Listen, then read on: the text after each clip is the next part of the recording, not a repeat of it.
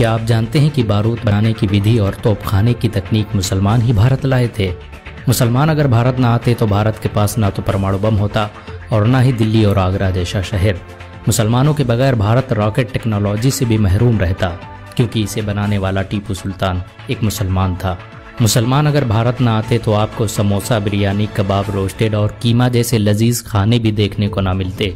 यहाँ तक कि आप खिचड़ी से भी वंचित रहते, क्योंकि इसे बनाने की विधि मुगलों ने ही विकसित की थी। पुलाव, हलवा, पूरी और मुरब्बा को बनाने का तरीका भी मुसलमान अपने साथ भारत लाए थे। आपको ये जानकर शायद हैरानी हो कि अखंड भारत का निर्माण मुसलमानों ने ही किया था। देश के तिरंगे झंडे को डिजाइन करने वाली महिला सुरैया तैयब जी एक मुसलमान थीं। दिल्ली, आगरा, लखनऊ, हैदराबाद, औरंगाबाद जैसे मशहूर शहर मुसलमानों ने ही बसाए थे। एक अंदाजे के मुताबिक मुसलमानों ने भारत में 10,000 से अधिक गांवों और कस्बों का निर्माण किया, जो आज भी भारत की शान माने जाते हैं। बारूद बनाने की तकनीक मुसलमान ही भारत लेकर आए थे। भारत में सबसे पहले तोपखाना का निर्माण और तोप का इस्तेमाल मुगल बादशाह बाबर ने किया था। मुर्शिदाबाद, बीजापुर, तंजौर जैसे शहरों में मुसलमानों ने ही सबसे पहले शस्त्र बनाने के कारखाने स्थापित किए।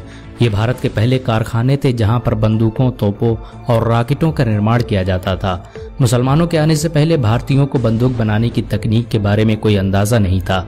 अगर मुसलमान भारत ना आते तो यहाँ के लोग सदियों तक इस टेक्नोलॉजी से वंचित रह जाते।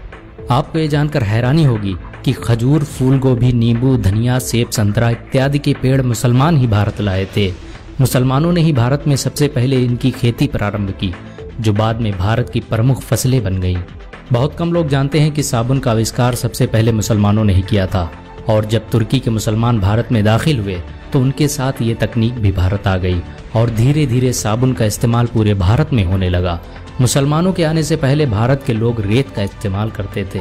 दुनिया के 7 अजूबों में भारत के ताजमहल का नाम भी आता है, जिसका निर्माण शाहजहां ने करवाया था। अगर मुसलमान भारत ना आते तो भारत एक अंतर्राष्ट्रीय पहचान से महरूम हो जाता। मुस्लिम शासकों ने भारत में 6 लाख से भी अधिक इमारतें बनवाई, जिनसे हर साल भारत सरकार अरबों रुपये की कमाई करती है। इन सभी जमीनों का लेखा जोखा वक्फ बोर्ड रखता है। सिर्फ ताजमहल से ही भारत की हर साल अरबों रुपये की कमाई होती है। मुसलमानों की हुकूमत में भारत सोने की चिड़िया कहलाता था। मुसलमानों के बगैर भारत कभी भी परमाणु संपन्न देश न बन पाता, क्योंकि एक मुसलमान APJ अब्दुल कलाम ने ही भारत का परमाणु बम बनाया था। भारत आज भी मुसलमानों के दिलों में बसता है। मुसलमान इस देश के लिए अपनी जान भी दे सकते हैं।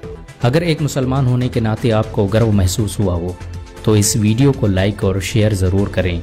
ऐसी और वीडियो को देखने के लिए हमारे चैनल को सब्सक्राइब करें, घंटा ज़रूर दबाएं। अगर आप यह वीडियो फेसबुक पर देख रहे हैं तो हमारे पेज इंडियन मुस्लिम्स को ज़रूर लाइक करें।